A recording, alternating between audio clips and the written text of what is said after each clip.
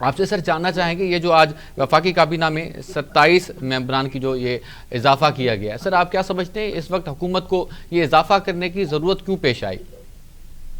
देखें, काबीना इतनी बड़ी तादाद में तो माजी में भी रही है। मेरे ख्याल में इस वक्त जरूरत तो खैर नहीं थी, क्योंकि काम चल ही रहा था एक तरह से। लेकिन आपको मालूम है कि यहाँ पे कुछ इत्तेहादी जो हुकूमत के हैं और इसी तरह पार्टी के अंदर भी बहुत सारे लोग होते हैं कि जो चाहते हैं कि उनको भी काबीना में शामिल किया जाए। तो ये खालिसतन सियासी फैसला है, इंतजामी फैसला तो नहीं है। ऐसा नहीं है कि बहुत सारे इदारे ऐसे थे कि जहाँ पे मिनिस्टर्स नहीं थे तो काम नहीं चल रहा था। तो मैं समझता हूँ कि कुछ इत्तेहादियों को, जिसमें MQM है, इसी तरह बलूचिस्तान के अंदर बाप पार्टी है, और फिर खुद मुस्लिम लीग नून के अंदर बहुत सारे लोग ऐसे थे कि जो ख्वाहिशमंद थे, तो उनको अकोमोडेट किया गया है। और क्योंकि पीपल्स पार्टी पिछले काफी अच्छे से उनसे कोशिश की गई थी कि वो वफाकी काबीना का हिस्सा बने, तो जब उनसे मुकम्मल तौर पर इनकार आया है तो फिर अपने लोगों को और कुछ इत्तेहादियों को खुश करने के लिए किया गया है। अगर बयानिया तो ये है कि पाकिस्तान के माशी हालात दुरुस्त नहीं है। आपको याद है शुरू में ऑस्टेरिटी मेयर्स का ऐलान किया गया था कि जी न तो प्राइम मिनिस्टर तनख्वाह लेगा, ना वफाकी वज़रा लेंगे। लेकिन फिर आपने देखा है कि अरकान पार्लियामान की तनख्वाहों में 70% इजाफा गोया के 2-2.5 लाख से 5.5 लाख रुपए कर दी गई है। तो बहरहाल अब चीजें आगे बढ़ रही हैं, देखें क्या होता है। सही। अच्छा शिरा साहब, हमने देखा कि आज जो है वो मुशीर मुकर्रर किया गया है परवेज खटक साहब को, तो इनकी मुकर्ररी जो है वो आप कैसे देखते हैं? क्या कोई पैगाम दे रहे हैं या क्या कोई इतना अहम था परवेज खटक को एडजस्ट करना? ये परवेज खटक साहब ने, जाहिर सी बात आपको मालूम है कि तहरीक इंसाफ से राहें जुदा की थी और इस्तेकाम पाकिस्तान पार्टी, आपको याद है जहांगीर तरीन साहब भी थे, अलीम खान साहब तो वफाकी काबीना में भी शामिल हैं। जी हाँ। तो यकीनी तौर पे किसी के कहने पर जब उन्होंने ये एक काम किया था तो मुझे लगता है कि वहीं से कहा गया है हुकूमत वक्त को, जैसे हम पहले भी बात कर रहे थे कि इस वक्त कथित तौर पर कोई जरूरत नहीं थी काबीना के अंदर एक्सटेंशन की, और मामला तो चल ही रहे थे। लेकिन जाहिर सी बात है वो लोग कि जिन्होंने गोया के उस वक्त मौजूदा हल्कों के लिए अपनी खिदमात पेश की, उनको अपना कांधा पेश किया, तहरीक इंसाफ को कमजोर करने के लिए अपना किरदार अदा किया।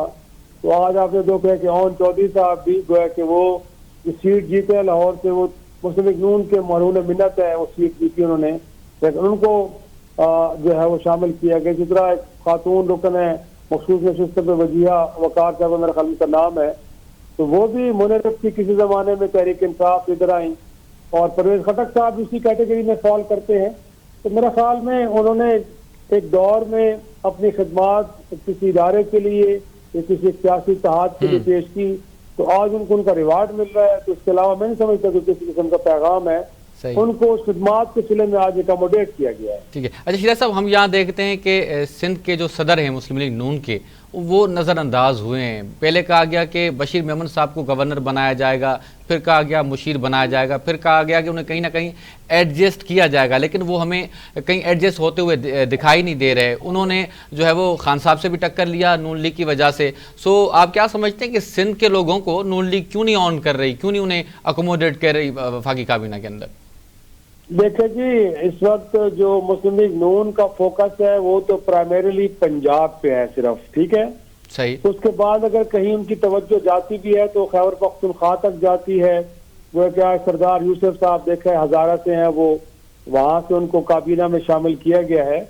तो यहाँ तक उनकी सोच महदूद है।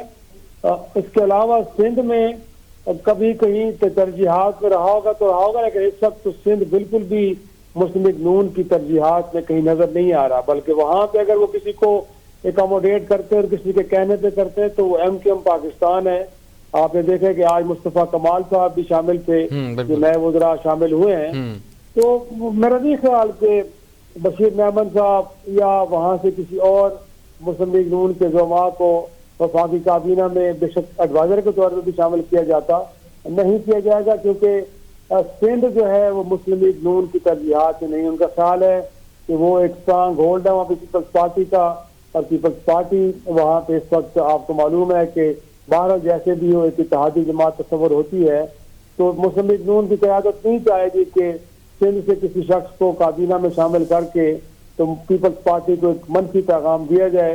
हाँ, जो इत्तेहादी उनके हैं वहाँ पे एमकेएम की शक्ल में, वो किस बुनियाद पे वफाकी काबीना में शामिल है, वो क्या इस हुकूमती इत्तेहाद में किस बुनियाद पे शामिल है, वो सबको मालूम है कि वो कहीं से इशारे हुए हैं तो उस बुनियाद पर लोगों को अकोमोडेट किया जा रहा है। लेकिन मैं नहीं समझता कि वहाँ से किसी मुस्लिम लीग नून के रहनुमा की कोई इस तरह काबीना में शमूलियत का कोई इम्कान है।